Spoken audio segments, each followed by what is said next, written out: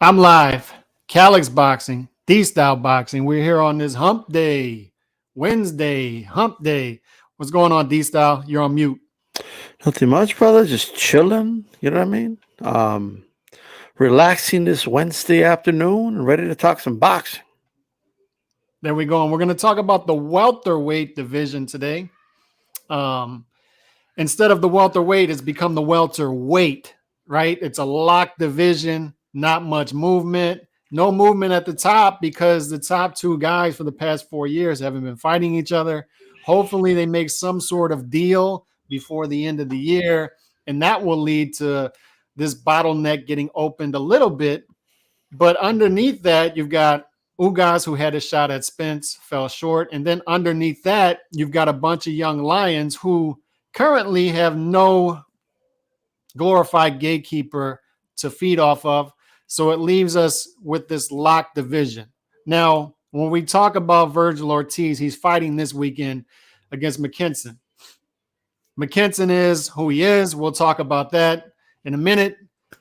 Not the fight that people want, but it gets Ortiz back active. And by the way, Ortiz wanted to fight Evanesian. That fight was mandated, I believe. It was supposed to happen, and that was Evanesian's fault, not Ortiz's fault, to his credit. And Right. to Ortiz's fault, the long layoff was due to some politics and an illness that happened a couple months ago. So I'm sure he would like to be more active, but here he is this weekend.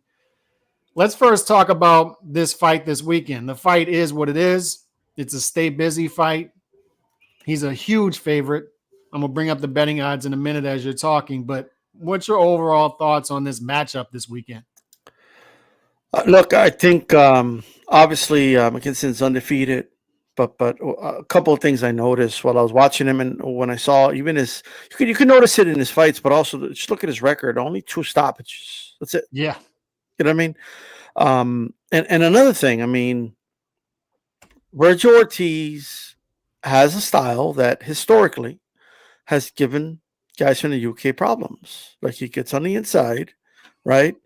Um, he's high guard, comes inside, right? But brings the guard kind of, just down just enough. It hits the body, you know what I mean? Just enough to get the elbows down, tucked to block the body shots. Gets inside, works the body, uppercuts inside. I mean, just the hook is on point. I think that's what Vergil's going to do. He's going to put the mitts up, get inside, right? Crowd him. And I think he'll be more than willing to trade with him if he wants to. I think McKinson's going to try to stay away from the inside, and that's what he should do. But that's going to get tiring. And I got to be honest, man, I don't think this fight, and people don't like making these predictions when the guy's undefeated. But I'm going to say it. I don't think he goes more than 4 rounds. I don't think so either. And I don't think this is going to be the Jimmy Kelly versus Munguia type of fight where Jimmy Kelly gives him issues for a couple rounds and you're like, whoa, what's happening with Munguia? I don't think that's it here. I think what you have here is sort of a bait dog matchup here where you have the pit bull against a small dog who just doesn't have the power to get in there with the pit bull. That's what you have here because you have a guy with 100% KO percentage in Vergil Ortiz versus a guy with an 8% KO percentage. He has two knockouts and 22 victories. It's just not like... And then the level of opposition, as the level of opposition got better, the knockouts weren't coming, right? So you got to question, who did he knock out? Did he knock out a dude like me? Or did he knock out like a high-level dude? I don't know. Like, you know what I mean? So kind of like put that in perspective. And I say that to show him, because he's a fighter, I want to show him respect. Of course, he could knock me out. I don't know if he could knock out. So I'm not like, right. You know what I mean? But look,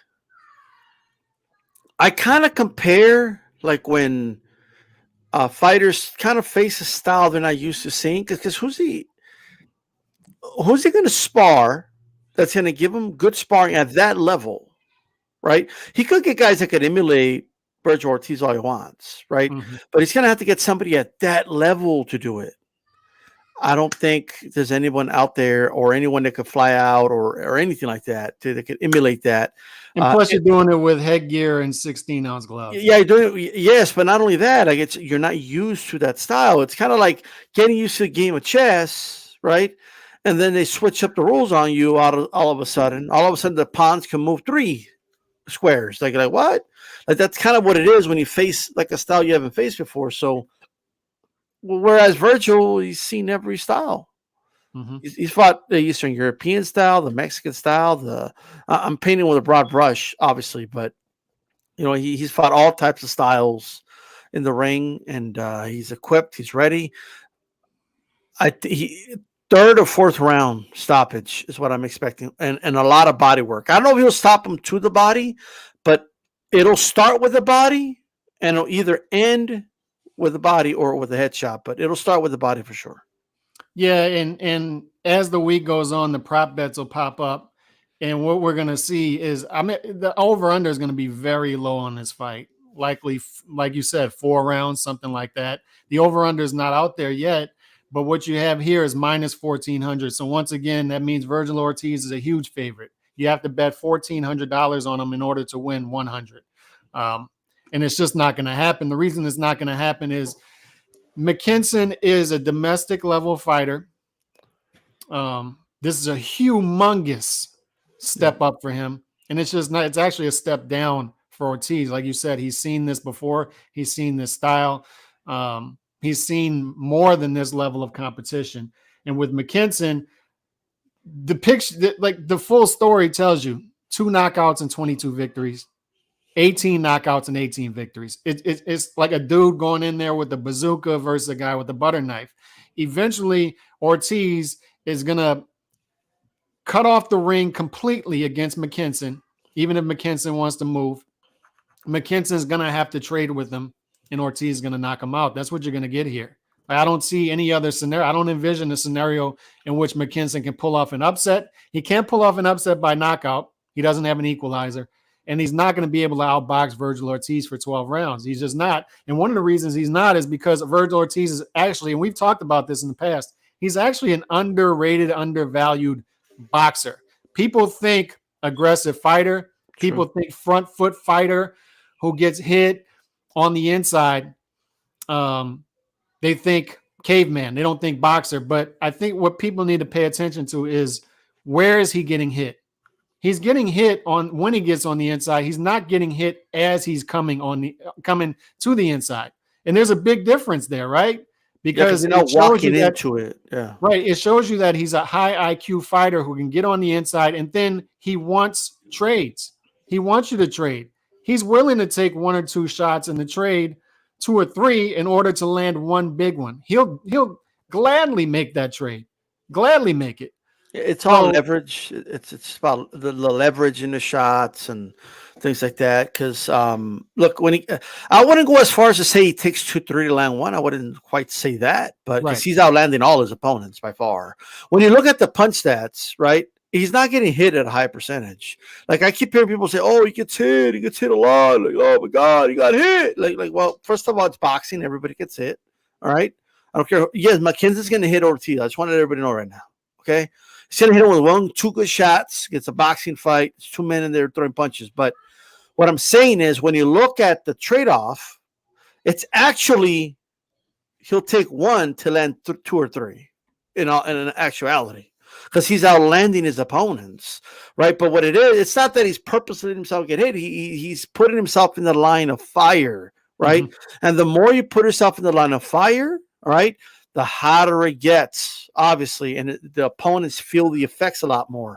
Look, I just think he's going to overwhelm him. He's going to, cut off the ring, as you mentioned. Look, Ortiz is a tank, man. The dude's a tank. He's got his high guard is tight. It's one of the best. Him and Spence, and it's not a coincidence. They came up from the same gym. They came up with the same trainer. You know what I mean? So it's not a coincidence why those guys have the nice high guard. It's tight. You see guys, punch those guards. They rarely move. Like, it's crazy, right? And then not only that, the jab is solid from Ortiz, and the hooks, man. Offensively, he's a machine. And he's just not that bad defensively. Like, he just isn't. I know that's that perception out there, but it's the style. Since he's not running around the ring like a ballerina, I guess people don't want to say he's defensive, but There's layers to his game, and also he's not like we've seen aggressive pressure fighters who seem vulnerable. He doesn't seem vulnerable in there. No. And we'll get a better idea of that as he moves up. Hopefully he gets the opportunities, and we'll speak but about he's that moved as high up as you could possibly go before getting to the title shot, and they don't want to give him his title shot, right? And we're going to talk about that later anyway. We're going to touch on it, but there's gridlock. He's kind of like, after this, I don't know what people want him to do, and I'm going to tell you right now, brother. I'm going to tell you right now.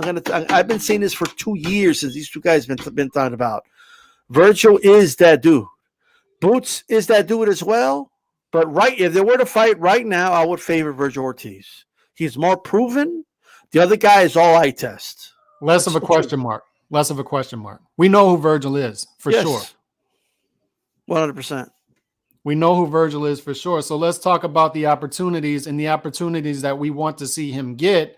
Because when we talk about a sport and why we're disappointed with the welterweight division, the middleweight division, the heavyweight division, is because the picture isn't developing the way it should be developing. There's talent in these divisions. There's talent, particularly in the welterweight division. And the picture is just not developing the way it should develop. We should have gotten Errol Spence versus Terrence Crawford a long time ago. We've talked about that. There's gridlock at the top, and we'll talk about the gridlock in the division. But there's a way to get guys in the ring with each other, and it's the sanctioning bodies. If the sanctioning bodies do their job. So this is a WBA right here. And look at the WBA, the super champion Errol Spence, and they got a ton of belts, right? Super champion, Stanionis has the Reggie belt. Vergil Ortiz has a gold belt. Conor Benn has the Continental belt. There are other belts underneath that, transatlantic, Antarctic belt, whatever they are. Underneath Antarctica, like there's gonna be an Antarctica champion soon. You know what I mean? I'm the Antarctica WBA champion, just so nobody's wanted to fight me over there. It's not my fault. Okay, it's not my fault. You know what I mean? You live close to the desert, so you're the desert champion in the WBA. We'll give you the desert champion. That's right. I live close to the Gulf of Mexico. You can give me the Gulf of Mexico. The Gulf champ. The Gulf champ. We're not talking about the game with the U, right, ladies and gentlemen. But a picture is developing here in which Vergil is next up. You see the WBA right here is the number one contender. The WBO, he's the number one contender. The WBC, he was the number one contender until what's up with that? Keith Thurman magically jumped him, right? So Keith, let me get this straight. Keith Thurman inactive, like, you know what I mean? Vergil just beat like Mean Machine, like a guy who he beat him better than Crawford did. I don't care what anybody says. Yeah. Oh, Mean Machine hit him. Yeah, guess what? Mean Machine didn't get a knockdown counted for him against Crawford. How about that one? Okay, but all that to say, so he beats Mario Barrios, and then we will make you the number one because you beat Mario Barrios. Is that what we're going to do now? And by the way, Vergil's not inactive. He's fighting within the 12 months. You send me the topics, right? And I was about to correct you, be like, no, bro, I did a video about it not that long ago. He's number 1 in 3. But then I was like, wait a minute, it is a WBC here, so let me check. You know, and I thought, it's Keith Thurman. Unbelievable. It's crazy, bro. Like, what has Keith Thurman done? What's the point of being number 1 if somebody could jump you for the number 1 spot and they haven't even fought you? It'll be one thing if he beat Vergil. Crazy. He didn't, and he jumps him, and Vergil is still an active fighter, and Vergil is fighting this weekend, and he jumps him. But Vergil now number 2 was number 1 in the WBC. And he's the last rankings IBF. They haven't updated him, but he was number 2 under Boots in the IBF. So this paints a clear picture that Vergil is next up. He's next up. Like, and the sanctioning bodies, if they're doing their job properly, which if they're doing their job properly, we'll leave it at that. What happens? They sanction the fight. They sanction fights. They make the mandatory. They mandate that Vergil gets the next shot. But wait a minute. Wait a minute. Didn't Thurman fight Barrios like 4 or 5 months ago? So he beats Barrios. He's not number one, but then somehow he becomes number one. Like in the last few weeks, how? And by the way, the WBA just put Danny Garcia number 9 at 154. He got to the top 10 at 154, and he hasn't fought a real 154 pounder yet. So that's what I'm saying. Like, if the rankings, I'm not shocked because Mauricio Suleiman said the following. Okay, we will make Jake Paul contenders for the championship at cruiserweight if he beats Hassan Rahman in their fight.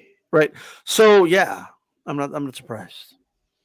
Neither am I. But the frustrating part about this is the sanctioning bodies do their job. We can get fights that we've been waiting for if the fights that are supposed to be happening don't happen. And Errol Spence versus Terrence Crawford, we talked about it ad nauseum. We don't want to follow these channels about talking about it more than it should be talked about, but it's a fight that should have happened by now. And if it's not going to happen next, they're showing you that they're telegraphing that Errol Spence versus Keith Thurman happens next. Unfortunately, that's what the WBC is going to try to do here. And what I'm saying is Vergil Ortiz deserves this next shot. Keith Thurman's had his shot. He's had it. He needs to do his job as a glorified gatekeeper. And if he wins one of those fights, he works his way back. He hasn't done anything in the division for 5 years. Don't know how the hell he doesn't skip Ortiz after the Mario Barrios fight, but then he skips him when he hasn't fought. Like this is crazy. They're just making this shit up as they go, bro. You know what I mean? This is a manager. This is a manager making a phone call and saying, "Hey, look, these negotiations for this big fight aren't going how we planned. We need a backup plan. Get our guy to number one." That's what this is. I mean, it's plain as day. That's what's happening here. But as boxing fans, Thurman's a former champion. They'll say some shit like that. Yeah, but we want to see this picture start to develop, and it's just not developing at the welterweight division. It's just hold up.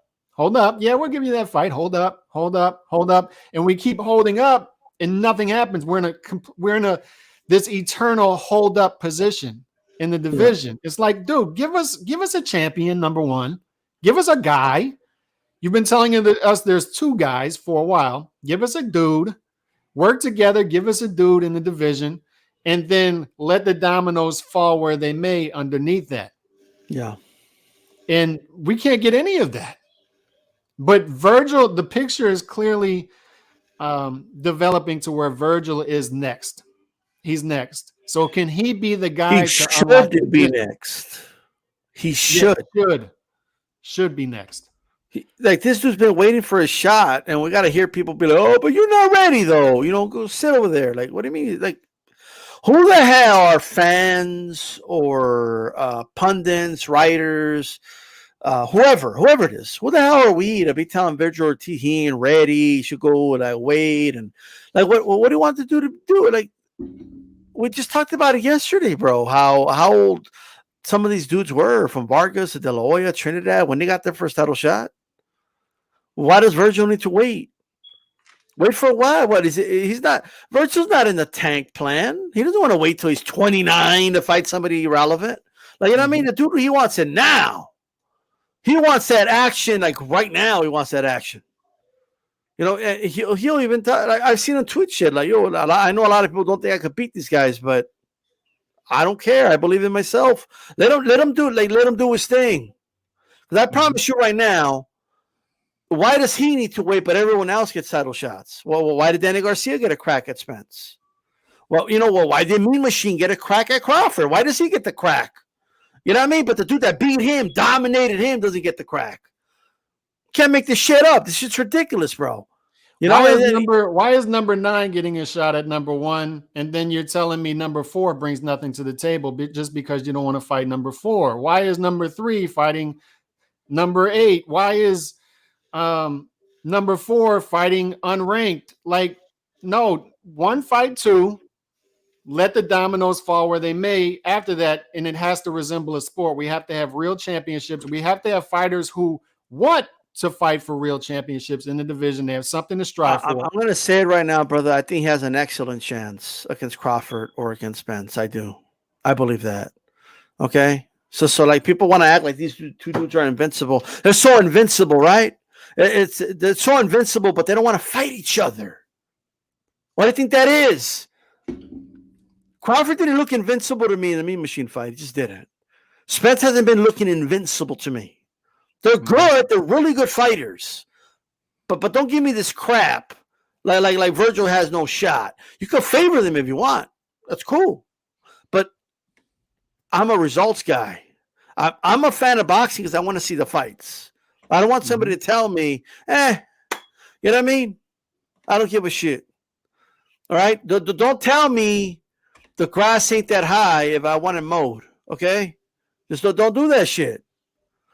Don't tell me, you know, just don't tell me the chicken fingers are good when I ask for steak. I want to see the fights. Okay, I don't want to imagine the steak. Yeah, I know you want the filet mignon, but guess what? The pork chop's pretty good. It's pretty good. We'll give you a picture of the filet mignon. Here, look at it. If you look at it and think about it, you could taste it. Like, no, I don't want to do that. Like, I don't want to, let's say I've never had filet mignon. I don't want people to tell me how good it is. I want to taste it for myself. All right? And guess what? I'm willing to pay for it. I'm paying $79.99 for it. Here's the reality, brother. Here's the reality people need to face. Okay? Showtime can't get more than 2% of the subscribers to watch boxing. The only fight that did more than that was Castaño freaking Jermell. Why do you think that is? That's not like a coincidence, right?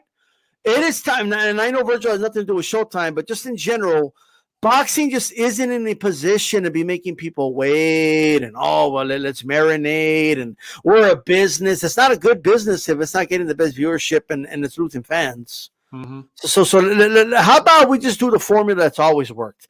Give people the fucking fights they want. And as far as the WBC, fuck the WBC. Okay, for taking this dude off his well-earned number one spot. How the hell is a dude going to be number one? And I don't want to hear this bullshit, because he pulled out of his last fight due to an illness. Well, Thurman he's fought once in like 3-4 years. Get the fuck out of here, dude. Against Mario, do you know what Vergil Ortiz would have done to Mario Barrios? Vergil Ortiz would have ate that dude for breakfast, 5 rounds flat. Would have fucked that dude up. Come on. There ain't no doubt about it. But this is Bad Left Hook's rankings here. And look, I think for the most part good, but I still, for the life of me, don't understand how Keith Thurman, how you could have him at number 5. But I'm not here to criticize Bad Left Hook. I'm just here to give you a picture of what generally the division looks like. They do a good job of giving you a general, universal picture of what each division looks like as far as the rankings. And at the top, this is the first problem. The top 2 have been the top 2 for 4 years and haven't fought each other. That's problem number 1. Well, look, we talked about the welterweight division historically, what it's been. We talked about it the 90s into the 2000s yesterday. I looked up ring rankings from 99. Tito, De La Hoya, Corte, Purnell, Mosley, Vernon Forrest, Obakar. They all fought each other. Mm-hmm. Sometimes it took a little longer than we wanted, but within a reasonable amount of time, they fought each other. 2007, Floyd, Cotto, P. Will, Mosley, Margarito, Zeb, Kermit, Collazo, Clottey. And you know the funny thing about that is Mosley was well past his prime around that time. But Mosley was still fighting younger fighters. He fought undefeated Cotto. He fought Collazo when Collazo first entered 147 and was young. Who was the other guy? He fought Margarito when guys didn't want to fight. He fought Margarito coming off the Cotto victory. This was peak Margarito as seen from the boxing world. And I know Mosley's not doing this out of the goodness of his heart. He's still getting paid for it. But what I'm saying is the environment was such to where a guy like Mosley had to fight the young lions in order to get to Mayweather, in order to get the Pacquiao fight, right? And he was doing that. Real fighter. The environment today is, like I said, wait. No. I know you want it. Let's wait. Let's marinate. I know you want the steak, but let me keep giving you appetizers. But how long are you gonna marinate though, Cal? Like, it's like, dude, I've been sitting at this restaurant for 5 years. I'm tired of the appetizers. Like, can you please bring me the main plate? Like, we're marinated, sir. I would really like the steak. We are marinating it because it's gonna taste better for you, sir. Like, you know, like, good, sir. We're marinating it for you, sir. We're marinating the steak for you. Look, here's the deal, guys. All right. First of all, Spence Crawford 1-2. I don't have a problem with that. Whatever. Ugas, I'm sorry. A little too high for my opinion. Just coming off a loss. Like, you know, yes, he beat Pacquiao, but I mean, you know, 44, 42-year-old, whatever, old Pacquiao. Ennis, a little too high in my opinion. Ennis hasn't beat anybody, bro. I'm sorry. I don't know what do people want me to say. But look, when it comes to let me cook. Yeah, go ahead. Look, I need to say this. I don't want to lose my train of thought. Look, when it comes to Ennis, who has he beat? Like, where's the lie? Like, just detect the lie. That's what I want. Don't tell me, oh, but I saw him do this, and my eye test and this, and I have a good eye. I got a 20/20 vision eye. I don't want to hear about that. Who has he beaten? Who has this dude beaten that justifies him being that high? Just answer that and then come back at me, okay? Because that's what rankings are based off of. Rankings are not based off of, because in that case, they put Crawford number 1. I think he beats Spence, right? Like, that's just simple as that. Keith Thurman, too fucking high. Too high, bro. I'm sorry. Who's he beat? He lost to Pacquiao 3 years ago. Okay, or whatever year it was, and then he 3 years ago goes a distance with Mario Barrios, who never fought at 147. Give me a fucking break, bro. And then you got Conor Ben. What has he done? I mean, Jesus fucking Christ, it's too high, bro. That's like Stanionis at least beat Putaev, like at least. Yeah. Okay. Cody Crowley looks about right. I'll probably swap Conor Ben. And like, I don't know. You got to move some of those dudes up, man. Like I'm not gonna rank them right now, but Ennis has to be higher than that. Maybe 8 or 9. Okay, and put Ben at 10 or something, and then and I think Vergil should be where they have Ennis right now, number 4, because he's proven it. And why are we gonna have rankings? Okay, why have rankings if the results and who you beat doesn't matter? Right. Yeah. No, the main thing I was going to say with Boots is, yeah, nobody wants to fight Boots. Fair enough. I would agree on the surface, but here's the thing. Like, we know there's 2 different blueprints when you can't get the fights you want. You got the Paul Williams blueprint. You can move up to 154, 160, give up some of your attributes in order to get bigger fights. Or you can take the Golovkin route and fight every 4 months until somebody has to see you in the division. Eventually, you build an organic fan base. You give them highlight reel KOs in the process. You stay in people's faces, and eventually guys are going to have to fight you. Eventually. It may take a couple years, but eventually it happens. The issue with Boots Ennis and how they're carrying him is, guess how many times he's fighting this year, D-Style? Twice. He's going to fight one more time. He's fought once. He's fighting again. He fought for a round and a half. And he's only going to fight one more time this year. And people would say, oh, yeah, you know, but he's fighting 2 times in a year. That's normal. It's generally, if you go back generations, it's not normal for a fighter to be fighting 2 times a year before he gets his big fight. We talked about Oscar fighting 5 times in 98, Floyd fighting 6 times in 98. And these guys were fighting real competition. And Oscar fighting 3 times in 99 and doing it against Pernell Whitaker and Felix Trinidad. And I hate to keep bringing back the old generation, but it's an important point to bring up is these guys aren't where they want to be because they're historically not doing things that guys before them did in order to be where they became. And they're not doing that. Yeah, for sure. So that's what I'm saying. So that's what I'm saying when it comes to Boots is, I don't want to see the complaining anymore. And on top of that, if the sanctioning bodies do their job, then Boots will get a shot.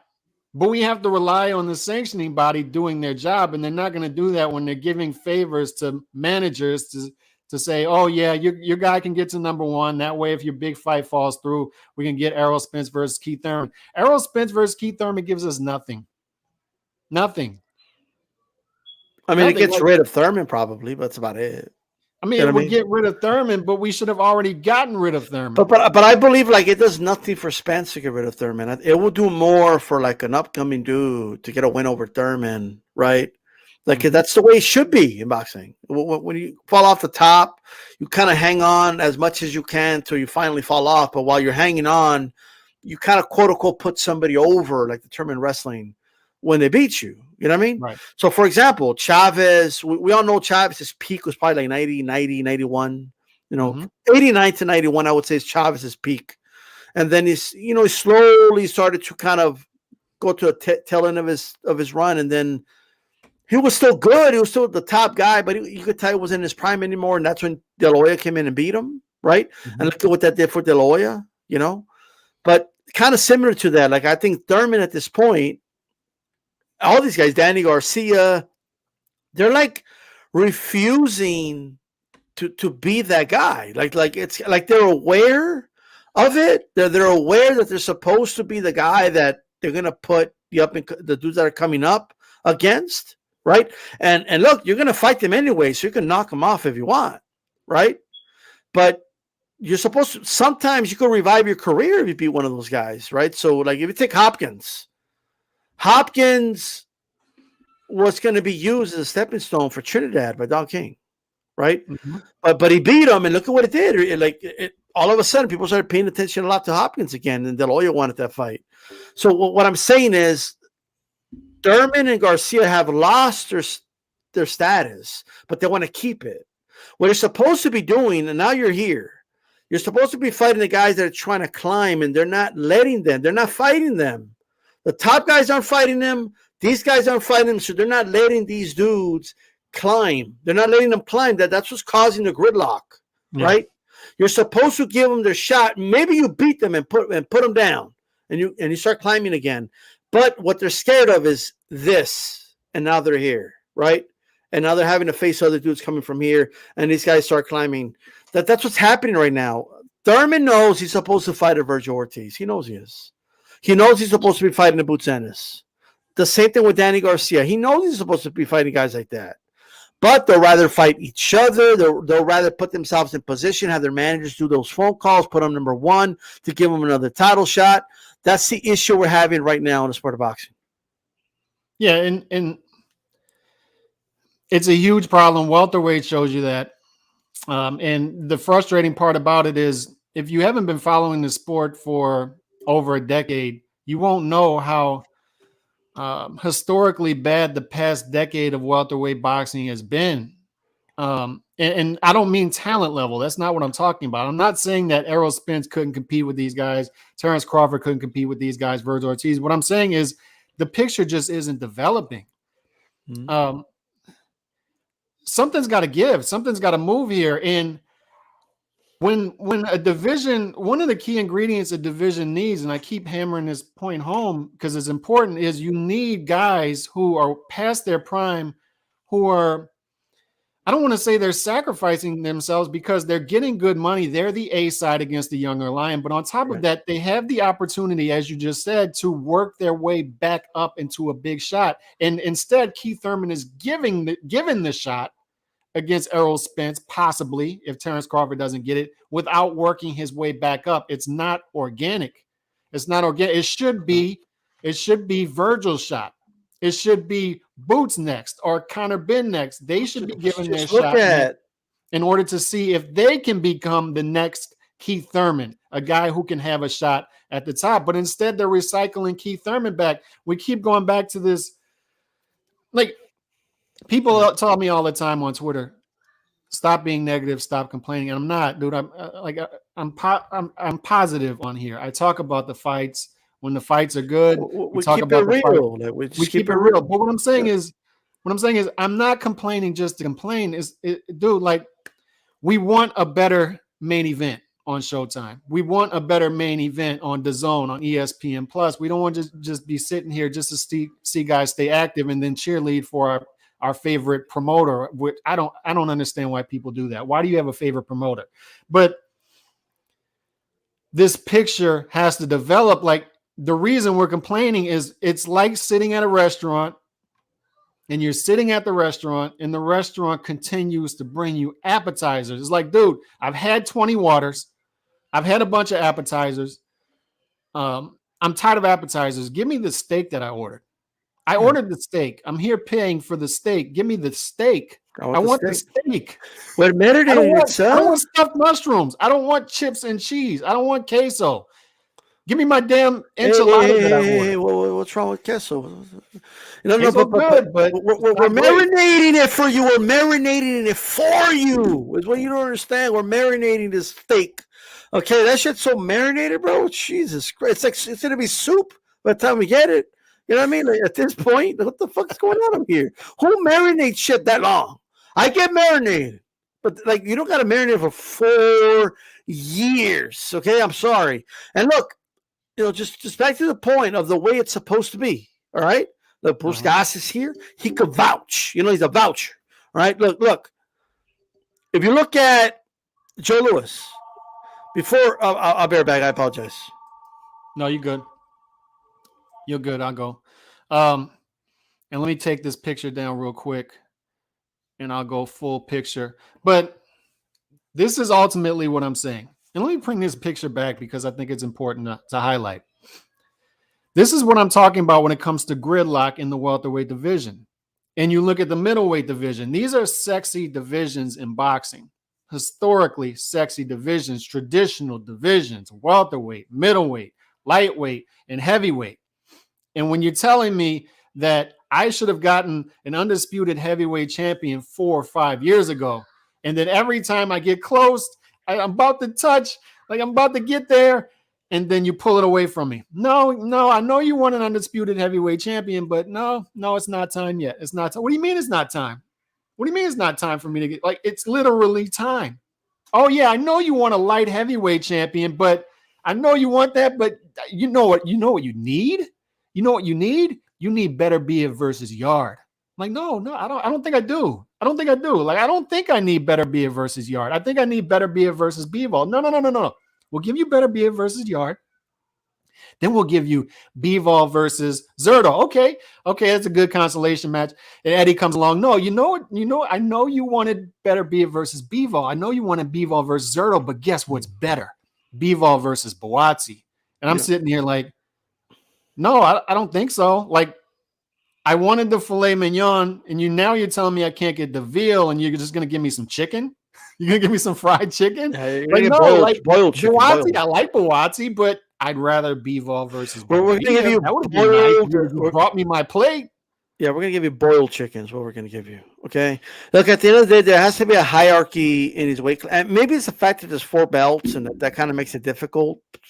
You know what I mean? But the way it's supposed to work, like Joe Louis, before Joe Louis became champion, he was beating former world champions who were trying to get back on top. Okay, Ali beat an old Archie Moore when he was, a prospect on a come up. Right, Archie Moore was still like lingering around, but guess what? Young Ali beat him, and then he put like a Cassius Clay at the time, made a name for himself. Later on, fought the Moors of the world, and but my point is, okay. He fought Archie Moore, but nonetheless, he ended up fighting eventually who was the English dude that knocked him down? Almost knocked him out. Who is that? Who are you talking about? Archie Moore? No. The English dude that knocked down Ali, bro. Oh. I can't remember. Oh, Henry Cooper. Henry Cooper. Book here, so I'm gonna look it up. Henry Cooper knocked him down. But anyway, like there was a way up there. You know what I mean? And even after he beat all those guys, they said, "Oh, he's not ready for listing." But guess what? He got a shot, and we all know what happened. So give the dudes their shot. And I think the guys that you've already had your rise to the top. You've already defended titles. Now you lost your titles. Now you belong in the middle of the pack, and you got to fight those guys in the middle of the pack. Some are coming down, some are coming up. But you got to fight those guys in the middle of the pack, bro. Henry Cooper. Yeah. No, you're right. And like, I don't want to be one of these channels, but it's so hard when you talk about the welterweight division, Crawford versus Spence. But it's like people tell me all the time, a fight's unrealistic. And we talked about a fight yesterday that happened almost 20 years ago or 20 years ago, plus Tito Trinidad versus Oscar De La Hoya. Two different promoters. Promoters like money. Promoters got around to working with each other, even though they hated each other, to make the money fight. Everybody in the negotiation room for Errol Spence versus Terrence Crawford knows what the real numbers are. They all know what the real numbers are. We don't, because they're all going to come out here and lie. Al's going to come out here and lie about what the real numbers are. Leonard Ellerby lies about the real numbers. Bob Arum's out there telling people that Canelo versus Bivol did 300,000. Eddie's telling them it did 600. Leonard's telling you Tank's pay-per-view did 250. Oscar's telling you it did 50. Somebody's lying, or both of them are lying. But what I'm saying is they all know the real numbers. They're not going to tell us. So it doesn't do any of us any good to argue about who deserves what split, because none of us know what the split should be, because we don't know the real numbers. But I know who knows the real numbers. Every single person in that boardroom trying to make the fight. Errol knows the real numbers. Terrence knows the real numbers. Espinoza knows the real numbers. Al knows the real numbers. They all know the numbers. All the lawyers, they know the numbers. So somebody or everybody in that boardroom is being unrealistic. And then they're going to tell us that we're being unrealistic. We're not. We want the fight. We're demanding the fight. Somebody or everybody in that room is being unrealistic. And that's the reason this fight isn't signed yet. We're going on 4 months since Errol Spence fought last. 4 months. And this is holding up the picture. The fight was supposed to happen in October. Now it's possibly November. Now it's possibly next year. Get the fight made. Get us out of this gridlock. But do you think that Vergil Ortiz could possibly be the guy to get us out of this gridlock if he is given the shot? Like, do you think Vergil would be that guy to say, like a Canelo, like a Bam, to say, you know what, I want to fight the real fights. I want to fight the belts. I do believe in 100%. Give me the fights. Like, I think Vergil's that dude. And I do think Vergil will fight anybody. And even, let's say he becomes a champion and all that good stuff. Look, I'm not saying he's not going to, of course, he's going to want what he's owed and he's going to want his prize money like any other fighter. But I think fights will get made with Vergil Ortiz. I do believe that. I just do. The way he carries himself, the way he talks about the sport, he's a down-to-earth dude. Like, you know what I mean? And he like, I'm not saying he doesn't take the sport serious. He does. But like, he doesn't like take himself too serious either. I mean, I don't know if you've seen him like on social media playing guitar and all that good stuff. I mean, he's just a guy that's comfortable with who he is. And he wants to challenge himself. You know what I mean? That's just the type of dude he strikes me as. This guy will fight anybody. Like this guy will fight anyone in this division. If they offer him the Spence fight tomorrow, and obviously he's not going to take it for $1. He's not going to take it for 1,000. But if you offer him a fair amount, he will fight. He might even make a little bit of a sacrifice. Like he would. So this is a guy that takes the sport serious, okay, but it doesn't take himself too serious. All right. And those type of guys will fight anybody. And it's going to take people who are able to do that, because you look at the lightweight division. What started the movement at the lightweight division? When COVID and the lockdowns happened, somehow, some way, Lomachenko versus Teofimo said, we're going to fight. And people, I saw the managers back then, D-Style, saying, why would you fight when you're not going to get a big gate? Why would you fight? They're trying to talk them out of fighting each other. It's like, no, dude, stop. Let's see the fight. Let's see. They want to fight. Let them fight. And then they decide that they're going to fight in an empty ballroom for the lightweight belts. And sometimes it takes guys, not sometimes, like this is what it takes. Like there has to be the spirit of competition. There has to be the guys. There has to be the hierarchy, right? There have to be the belts. In boxing, there's not one championship. There's four. The four belt era. There's 4 championships, and when they work together, it can work. I don't have a problem with 4 sanctioning bodies, 4 major sanctioning bodies, as long as they work together, and they very rarely do, unfortunately. But when you have a championship, when you have guys striving to that championship, when you have guys daring to be great and being paid for it, it works. And that's what it takes to unlock a division. And when we talk about lightweight, Lomachenko, Teofimo fight each other. People on paper, besides you and G Funky, thought that Lomachenko was going to win the fight. Guess what happened? Teofimo won. And that's what happens when you fight the fights is the fights don't always develop how you thought on paper. And that's what goes to what you were talking about earlier. It's like people are saying, there's no way Vergil beats Spence. There's no way Vergil beats Crawford. How do you know? How do you know? Maybe he does. Maybe he does. There were people saying there's no way Teofimo beats Vergil. I mean, Teofimo beats Lomachenko. Teofimo was a plus 350 underdog. People forget that. Lomachenko was clearly the betting favorite in the fight. And guess what happened? Teofimo beats him. And then guess what happens again? Teofimo finally fights Kambosos. You have the Triller mess. They fight. And Kambosos, a plus 800 underdog, I believe. And he beats Teofimo. Yep. Let's not forget that people were laughing at me here when I was saying he's going to beat Lomachenko.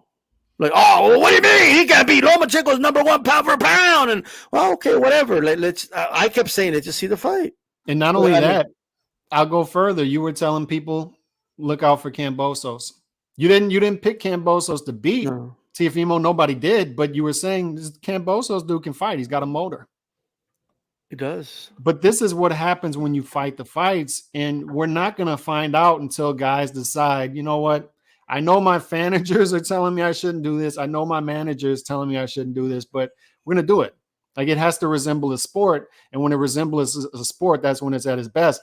We talk about Canelo. Like, Canelo didn't become one of my favorite fighters to follow by accident. People were telling Canelo to stay away from Mayweather. Don't do it. Don't fight Mayweather. What'd he do? He fought Mayweather. Don't fight Austin Trout. Remember De La Hoya publicly saying, I don't want him to fight Trout. I don't want him to fight it. Guess what he did? He said, I'm fighting Trout. He fought Trout. He fought Arislandi Lara. People were telling him Arislandi Lara is all wrong for you. He fought him. He fought him. People were telling him 168 is all wrong for you. Billy Joe Saunders, before Canelo, like, people forget this, the revisionist history. People forget that when Canelo was at 160, he'll never go up to one. Like, if he were to fight Billy Joe Saunders at 168, I'll take it a step further, brother. When he fought Rocky Fielding for that Reggie belt, right? Why did he fight the real champions? Kelly Smith won the tournament. He didn't fight him. But why did he fight Billy Joe? Because he's a mover. Why did he fight Caleb Plant? The PBC fanboys were all about Caleb. Oh, Caleb Plant this, and he'll never fight Caleb Plant. The only thing, whatever. Okay, and then people just forget all that. No, you're whatever. Right. But people just forget that shit, bro. But it has to resemble a sport. People keep telling me it's a business. It's a business. We get it's a business, and we don't want dudes to be punch drunk with no money. That's not what we want. That's not what we want. And that's not what we're saying. What we're saying is you got to give us something. Like, you can't give us this welterweight division that we've been seeing is unacceptable. And it's going to take a fighter to come along and say, you know what? We got to unlock this thing. The fans are calling for these fights. Let's give them that. And that's a vacuum that somebody can fill. Nobody's going to do it out the goodness of their heart. That's not what we're saying. We're not saying, oh, thank you, Canelo, for giving us the fights out the goodness of your heart. We understand that Canelo is doing this for monetary purposes, stardom as well. Mm-hmm. But when fighters see a vacuum, when they see everybody just strictly going for business and they see a vacuum to fill there, that they want these fights, let me give them these fights. Win or lose, that's a beautiful thing. And it's not an accident that those seem to be my favorite fighters that I gravitate towards. We need a Canelo or a Bam Rodriguez or a Shakur Stevenson at 147. Shakur is not afraid to fight anybody at 130. He's a minus 2,000 favorite against Consacao, and that's because the odds makers have seen enough from Shakur Stevenson against top competition to know that Shakur Stevenson is a heavy favorite against anybody at 130, and that tells me that he's the favorite against everybody at 135 as well, the betting favorite. And it's because Shakur Stevenson has proven in the ring that he's that dude. And we need people like that to come along in these divisions, in these sexy divisions, in order to get us where we need to be in boxing. But yeah, absolutely. That's without a doubt. Well said. But look, at the end of the day, I just want to see Vergil get a shot, bro. Like all this, it's just give him a shot. If he loses, what do you think? What do you think it's going to be? Like, if you had to bet, what do you think? If you had to guess, like, when do you think it'll be? Who do you think it'll be? I You think think it'll be Crawford or Spence? I think it's Like, gonna be Crawford. Because he's the mandatory for Crawford too. So if Spence and Crawford falls through, it'll likely be Spence versus Thurman. Do you think they go straight to Crawford versus Vergil after that? It's gonna be Crawford. So the reason I believe it's gonna be Crawford is because one, I believe Crawford beats Spence. So if that fight happens, Crawford comes out on top. And Crawford is also like, it's more likely Spence moves up to 154 than Crawford is, but they could both move up. And then if the fight doesn't happen, Crawford's a free agent while Spence is over there in PBC, and I don't see PBC working with Golden Boy. So there's a political reason, and there's also like even if those two fight, I believe Crawford comes out on top. So I would guess that it'll be Crawford, but somebody just tells me, man, like one of those bouts can end up getting vacant. A guy's going to move up, and Vergil's going to be fighting like a Stanionis or something like that for the WBA Super Championship or some shit like that. I think that's what's going to happen. If I had to answer, and he's gonna fuck up Stanionis. And I love that fight, by the way. God, that's a great fight. And yeah, I saw enough of Stanionis versus Butev. Butev was a really good fight, but I saw enough from Stanionis to think that Vergil will win that fight as well. But that would be a hell of a fight, God. But how I think it'll play out for Vergil and how I think he'll eventually get the shot is through the vacant process, not through Errol and Terrence, because I just don't like if Errol versus Terrence falls through. I don't think I tend to think that Terrence might even move up to 154 before fighting his mandatory, or he fights somebody to stay active, and then Errol versus Terrence happens in 2023. And then they do 2 or 3 fights together, possibly, or Terrence just decides he wants to retire or move up to 154, 164, other belts. But I don't think that Vergil's going to get the shot through Spence or Crawford. I don't think you know what? And I kind of just want to say it now. Look, I don't like giving predictions unless the fight's official, but I would favor him over Crawford. I wouldn't, but I would. I wouldn't, but I could see him having a lot of success in that fight because Crawford is a slow starter. I'm not to a place yet where I pick anybody against Crawford. I saw look, people have amnesia, brother. I saw the trouble Porter was giving him. Mm-hmm. So like, yeah. I'm just saying, this is a younger dude, a fresh dude. 7584 Vergil. I just think I'm still at that place where I pick everybody against everybody. I pick him against Spence, and by the way, the odds flipped. Spence, right after the Ugas fight, was the betting favorite against Crawford. Now it's flipped. Crawford is now the slight betting favorite against Spence, and I would pick Crawford against Spence, and I would pick Crawford against anybody in the division. But where I love the Crawford versus Ortiz fight is Crawford is known as a slow starter who will give up early rounds. And then once he turns it on, that's when he turns into killer mode, beast mode, one of the greatest finishers in boxing. But what happens in those first 4 or 5 rounds when Vergil is going to work with that high motor and the punching power? What happens then? Does he rack up enough rounds? Does he hurt Terrence Crawford? That's why I love that fight. But I love Vergil Ortiz against anybody at top of 147. That Stanionis fight would be great.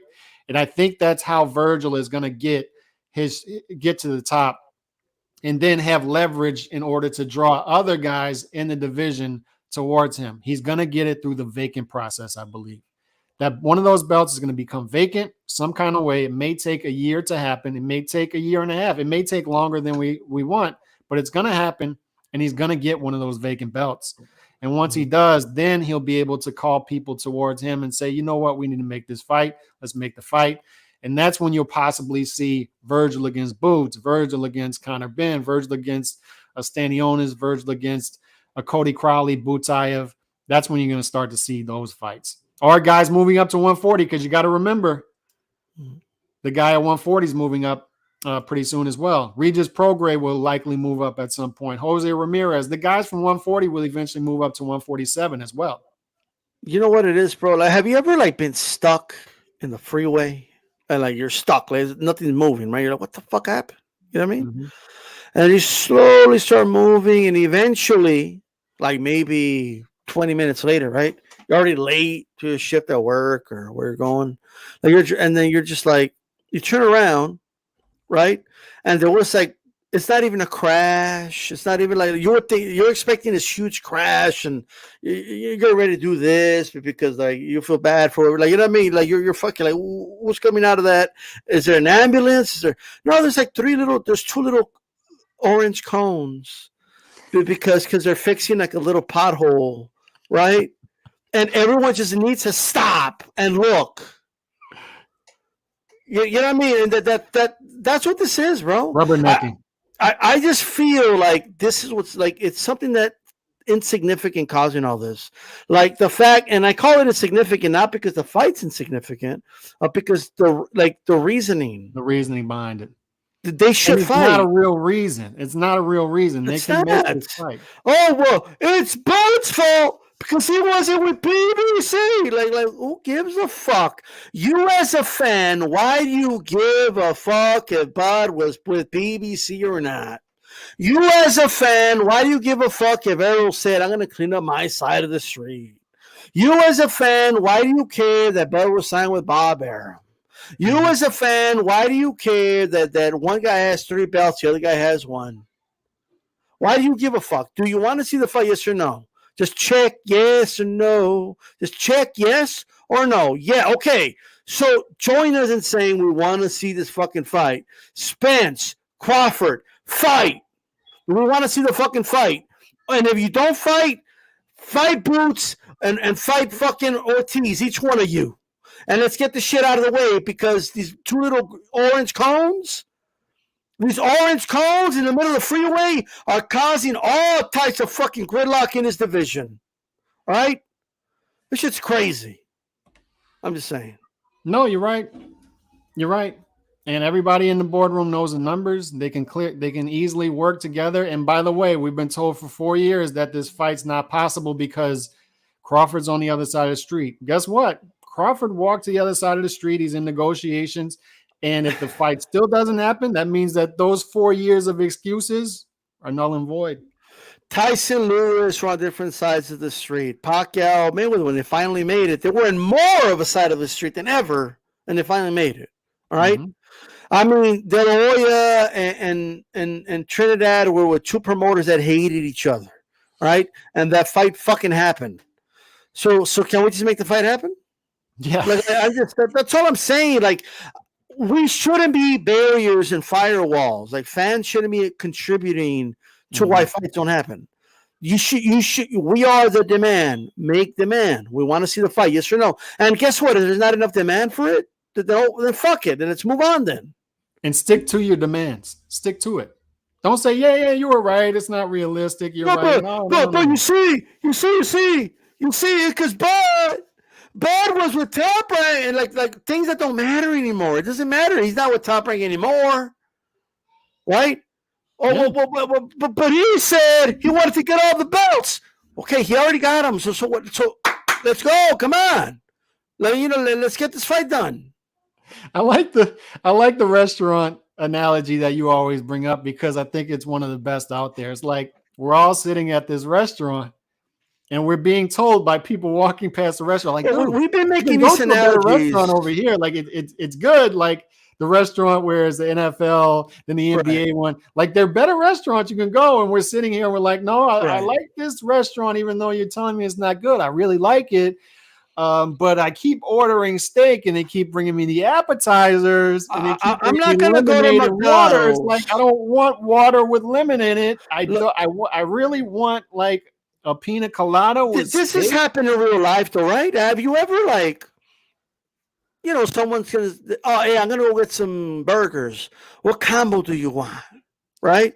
And you ask for something specific, right?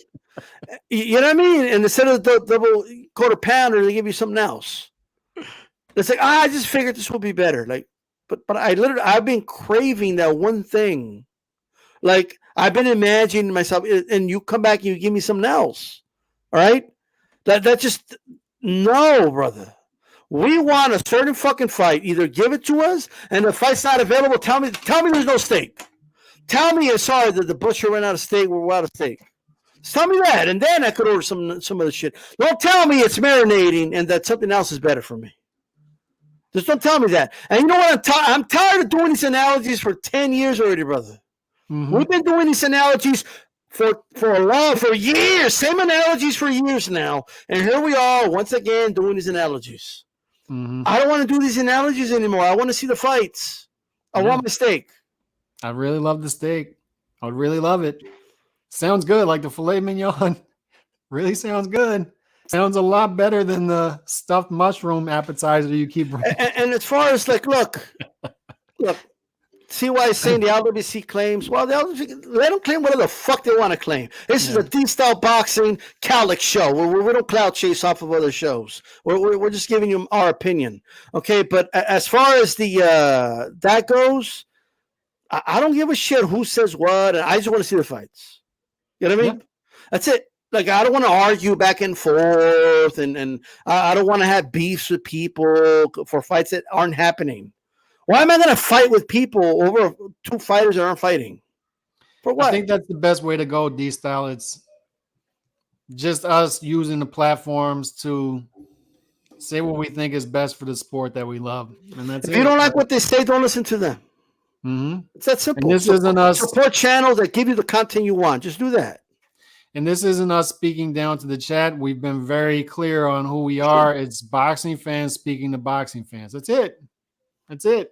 We don't claim to be anything else. And this isn't us speaking negative either. It's we know what this sport can deliver when it's great. We know it.